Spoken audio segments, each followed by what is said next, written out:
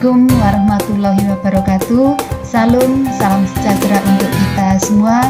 Om Swastiastu, Namo Buddhaya, salam kebajikan. Anak-anak, ketemu lagi dengan saya dalam pembelajaran PPKN. Kali ini kita akan membahas tentang arti dan makna Sumpah Pemuda dalam perjuangan kemerdekaan Republik Indonesia. Anak-anak, ada dua hal yang akan kita bahas. Yang pertama adalah peran perjuangan pemuda dalam organisasi kepemudaan, dan yang kedua, arti dan makna Sumpah Pemuda dalam perjuangan kemerdekaan Republik Indonesia. Kita bahas dulu. Yang pertama adalah peran perjuangan pemuda dalam organisasi kepemudaan. Anak-anak, tahukah kalian apa itu Sumpah Pemuda? Sumpah Pemuda ini merupakan suatu pengakuan dari pemuda-pemudi Indonesia yang mengikrarkan satu tanah air, satu bangsa, dan satu bahasa, yang dibacakan pada 28 Oktober 1928 dan merupakan hasil rumusan dari Kerapatan Pemuda-Pemudi atau Kongres Pemuda II Indonesia. Dan hingga kini, setiap tanggal 28 Oktober diperingati sebagai Hari Sumpah Pemuda. Anak-anak, sebelum kalian mempelajari materi ini, kalian sudah mempelajari tentang Budi Utomo. Ternyata berdirinya Budi Utomo mendorong bermunculannya organisasi pemuda seperti Trikoro Darmo, Jong Sumatranen Bon, Jong Ambon, Jong Minahasa, Jong Celebes, Sekar Rukun, Jong Betawi, Jong Bataksbon, dan Perhimpunan Indonesia. Trikoro Darmo. Trikoro Darmo ini didirikan oleh R. Satiman Wiryo Sanjoyo dan kawan-kawan di Gedung Stovia, Jakarta pada tahun 1915. Organisasi ini merupakan cikal bakal Jong Java. Visi Trikoro Darmo ada 3, yaitu Sakti, Budi, dan Bakti. Sakti berarti kekuasaan dan kecerdasan, Budi berarti bijaksana, dan Bakti berarti kasih sayang. Sedangkan tujuan Trikoro Darmo adalah 1. Mempererat tali persaudaraan antar siswa-siswi Bumi Putra pada sekolah menengah dan kejuruan. 2. Menambah pengetahuan umum bagi anggotanya. Dan 3. Membangkitkan dan mempertajam peranan segala bahasa dan budaya. Kongres pertama Jong Java diadakan di Solo 12 Juni 1918. Pada saat itu, Trikoro Darmo mengubah namanya menjadi Jong Java.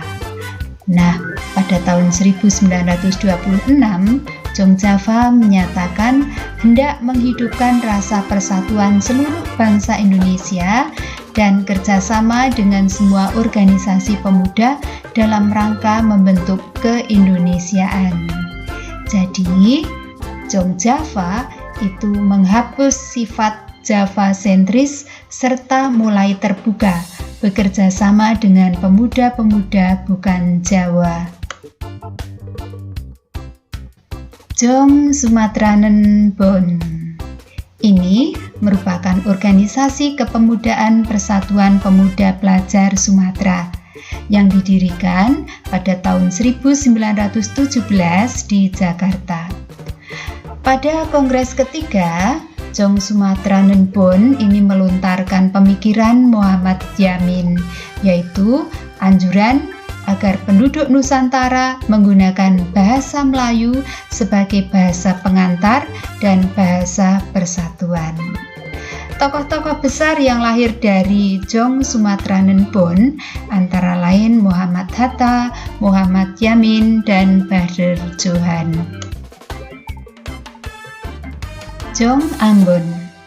Jong Ambon merupakan perhimpunan para pemuda Ambon yang berdiri pada tahun 1917. Adapun maksud dan tujuan didirikannya Jong Ambon adalah menggalang persatuan, kesatuan, dan mempererat tali persaudaraan di kalangan pemuda-pemuda yang berasal dari daerah Ambon atau Maluku. Dan tokoh Jong Ambon yang terkenal adalah Johannes Leimena. Jong Minahasa. Jong Minahasa ini berdiri antara tahun 1918 sampai 1919. Salah satu tokoh yang lahir dari Persatuan Pemuda Minahasa adalah Sam Ratulangi. Jong Celebes. Jong Celebes berdiri antara tahun 1918 sampai 1919 yang berisikan tokoh-tokoh muda dan pelajar dari Sulawesi. Sekar Rukun. Organisasi ini berdiri tahun 1919 di Batavia, yang merupakan organisasi pemuda Sunda. Sekar artinya bunga, dan tentu para pemuda adalah bunga-bunga cantik nan indah atas segala bentuk perjuangan yang sedang dilakukannya. Sedangkan rukun artinya kebersamaan dan saling akur antara satu dengan yang lain. Jong Betawi.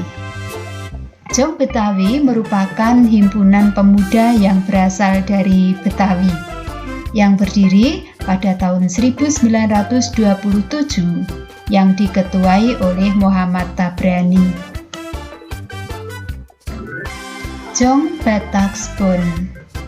Organisasi ini merupakan perkumpulan para pemuda yang berasal dari Batak. Tujuannya adalah mempererat persatuan dan persaudaraan di antara para pemuda yang berasal dari daerah Batak dan turut serta memajukan kebudayaan daerah. Adapun tokoh yang terkenal dari Jong Bataksbon adalah Amir Syarifuddin, Todung Sultan Gunung Mulia Harahap, Sanusi Pane, Adam Malik Batubara, Saleh Said Harahap, dan Arifin Harahap. Perhimpunan Indonesia. Perhimpunan Indonesia ini merupakan organisasi yang tidak berlatar belakang suku dan kedaerahan. Organisasi ini paling gencar mengumandangkan persatuan bangsa Indonesia di Belanda dan beranggotakan para pemuda dari berbagai suku dan pulau di Indonesia. Pada tahun 1926, berbagai organisasi kepemudaan menggelar Kongres Pemuda pertama yang bertempat di Yogyakarta. Dan kesepakatannya adalah cita-cita Indonesia merdeka menjadi cita-cita semua pemuda Indonesia, dan semua perkumpulan pemuda berdaya upaya menggalang persatuan organisasi pemuda dalam satu wadah. Sedangkan Kongres Pemuda II dilaksanakan dalam 3 sesi oleh penggagasnya, yaitu Organisasi Perhimpunan Pelajar-Pelajar Indonesia atau yang sering disingkat dengan PPPI. Nah, anggota PPPI ini adalah pelajar dari seluruh wilayah Indonesia. Yang hadir pada saat itu adalah wakil Jong Java, Jong Batak, Jong Celebes, Jong Sumatera Nenbon, Jong Islamitenbon, Jong Ambon, dan lainnya, serta pengamat dari pemuda Tionghoa seperti Kwi Tiam Hong, John Lau Chon Hok, Oi Kai Siang, dan Choi Jin Kui. Rapat sesi pertama.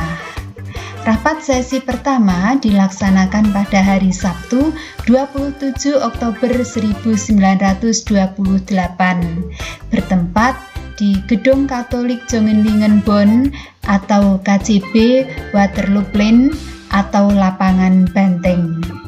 Pada saat itu, Ketua PPPI yaitu Sugondo Joyopuspito berharap agar Kongres dapat memperkuat semangat persatuan dalam sanubari para pemuda.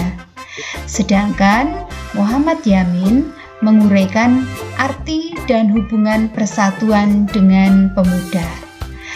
Ada 5 faktor yang bisa memperkuat persatuan Indonesia, yaitu sejarah, bahasa, hukum adat, pendidikan, dan kemauan. Rapat sesi kedua. Rapat sesi kedua ini berlangsung pada hari Minggu 28 Oktober 1928 yang bertempat di Gedung Osjava Bioskop. Nah, yang dibahas pada saat itu adalah masalah pendidikan, di mana Purnomo Wulan dan Sarmidi Mangunsarkoro berpendapat bahwa anak harus mendapat pendidikan kebangsaan. Harus pula ada keseimbangan antara pendidikan di sekolah dan di rumah. Anak juga harus dididik secara demokratis. Rapat sesi ketiga atau rapat penutup. Rapat sesi ketiga ini bertempat di Gedung Indonesische Clubgebouw di Jalan Kramat Raya 106. Pada saat itu, Sunaryo menjelaskan pentingnya nasionalisme dan demokrasi selain gerakan kepanduan. Sedangkan Ramelan mengemukakan gerakan kepanduan tidak bisa dipisahkan dari gerakan nasional. Gerakan kepanduan sejak dini ini akan mendidik anak yang disiplin serta mandiri, hal-hal yang dibutuhkan dalam perjuangan. Anak-anak, inilah susunan panitia Kongres Pemuda. Ketuanya Sugondo Joyopuspito dari PPPI, Wakil Ketua RM Joko Marsaid dari Jong Java, Sekretaris Muhammad Yamin dari Jong Sumatranen Bonn, Bendahara Amir Syarifuddin dari Jong Bataksbon, Pembantu 1 Johan Muhammad Chai dari Jong Islamiten Bonn, Pembantu 2 RKC Sungkana dari Pemuda Indonesia, Pembantu 3 Senduk dari Jong Celebes, Pembantu 4 Johannes Lemena dari Jong Ambon, dan Pembantu 5 Rohyani Suud dari Pemuda Kaum Betawi.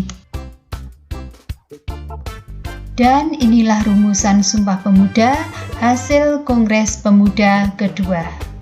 Sumpah Pemuda. Pertama, kami putra dan putri Indonesia mengaku bertumpah darah yang satu tanah Indonesia. Kedua, kami putra dan putri Indonesia mengaku berbangsa yang satu, bangsa Indonesia. Ketiga, kami putra dan putri Indonesia menjunjung bahasa persatuan, bahasa Indonesia. Teks Sumpah Pemuda ini ditulis oleh Muhammad Yamin dan dibacakan oleh Sugondo Joyopuspito serta dijelaskan secara panjang lebar oleh Muhammad Yamin. Dalam peristiwa Sumpah Pemuda diperdengarkan untuk yang pertama kalinya lagu kebangsaan Indonesia Raya. Lagu ini diciptakan oleh W.R. Supratman dan dipublikasikan pertama kali pada tahun 1928 pada media cetak surat kabar Sinpo. Lagu ini sempat dilarang oleh pemerintah kolonial Belanda, tetapi para pemuda terus menyanyikannya. Submateri yang kedua adalah arti dan makna Sumpah Pemuda dalam perjuangan kemerdekaan Republik Indonesia. Anak-anak, apakah arti dan makna Sumpah Pemuda dalam perjuangan kemerdekaan Republik Indonesia? Sumpah Pemuda telah menggerakkan para pemuda untuk meraih kemerdekaan dan mempertegas jati diri bangsa Indonesia sebagai sebuah negara. Juga telah menjadi jiwa dan semangat yang terus terpatri dalam hati sanubari para pemuda. Suatu semangat yang dibangun atas dasar kesamaan nasib dan cita-cita, yang kemudian dibungkus dengan komitmen untuk senasib sepenanggungan sebagai satu bangsa, satu tanah air yang pertama-tama ditandai dengan disepakatinya bahasa universal antar bangsa, bahasa Indonesia. Semangat Sumpah Pemuda telah mencapai puncaknya pada 17 Agustus 1945 ketika Soekarno-Hatta atas nama bangsa Indonesia memproklamirkan kemerdekaan Indonesia. Sejak saat itu, Indonesia yang terdiri atas berbagai etnis, agama, dan golongan menjadi bangsa yang merdeka dan bersatu. Nah, kemerdekaan memberikan kesempatan bagi bangsa Indonesia untuk mewujudkan masyarakat yang bersatu, berdaulat, adil, dan makmur. Semangat Sumpah Pemuda harus tetap ada setelah kemerdekaan bangsa Indonesia diraih. Persatuan dan kesatuan bangsa Indonesia akan hancur apabila bangsa Indonesia tidak lagi memiliki semangat bertanah air satu, berbangsa satu, dan berbahasa satu, yaitu Indonesia. Nah, anak-anak, semangat Sumpah Pemuda dapat dijabarkan dalam nilai-nilai sebagai berikut. Yang pertama, kami putra dan putri Indonesia mengaku bertumpah darah yang satu, tanah Indonesia. Tanah Indonesia adalah seluruh wilayah Indonesia, baik di darat dan di laut. Luas wilayahnya meliputi daratan dan lautan NKRI seluas 5.180.053 km persegi. Indonesia ini merupakan negara terluas ketujuh di dunia setelah Rusia, Kanada, Amerika Serikat, Cina, Brasil, dan Australia. Menurut letak astronomis, Indonesia terletak pada 6 derajat lintang utara sampai 11 derajat lintang selatan dan antara 95 derajat bujur timur sampai 141 derajat bujur timur. Indonesia ini disebut juga dengan Nusantara, artinya kepulauan yang terpisahkan oleh lautan. Dan jumlah kepulauan di Indonesia banyak sekali, ada 13.466 pulau. Anak-anak, kita tahu bahwa tanah Indonesia sangat indah dan kaya. Bangsa lain itu menyebut Indonesia sebagai Jamrud Khatulistiwa. Nah, sebagai warga negara, kita sepatutnya bangga dan cinta terhadap tanah air Indonesia. Kecintaan dan kebanggaan terhadap tanah air Indonesia ini bisa dilakukan dengan menjaga dan memperhatikan lingkungan sekitar kita.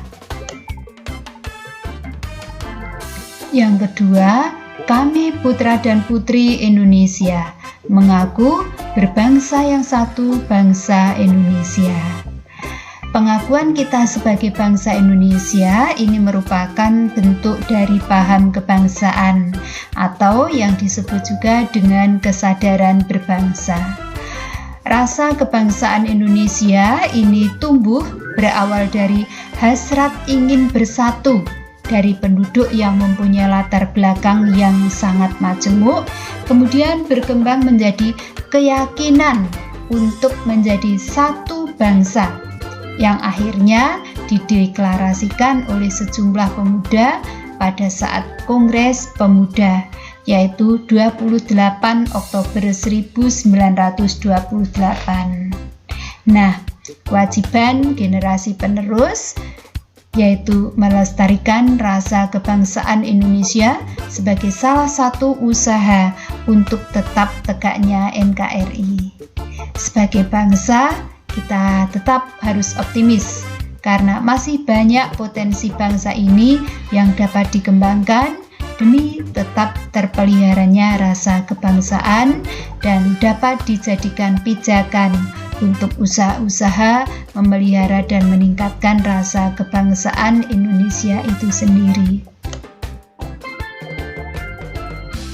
Yang ketiga, kami putra dan putri Indonesia menjunjung bahasa persatuan, bahasa Indonesia.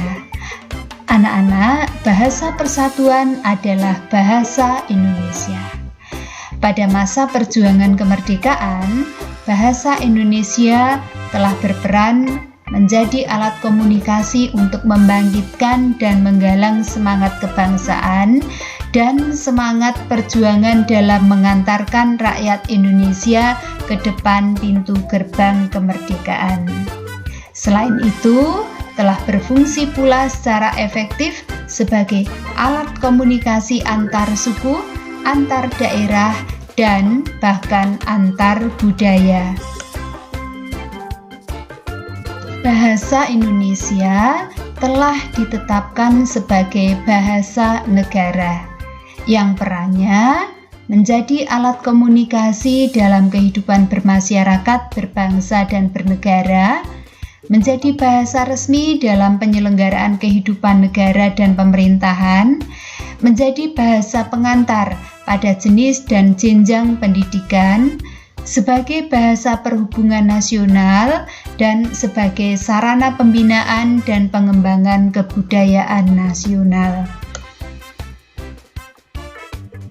Anak-anak, kedudukan bahasa Indonesia sebagai bahasa persatuan dan bahasa negara ini masih harus terus dimantapkan. Dengan cara apa? Yaitu dengan cara menggunakan bahasa Indonesia dengan baik dan benar. Karena penggunaan bahasa Indonesia dengan baik dan benar ini mempertegas jati diri kita sebagai bangsa.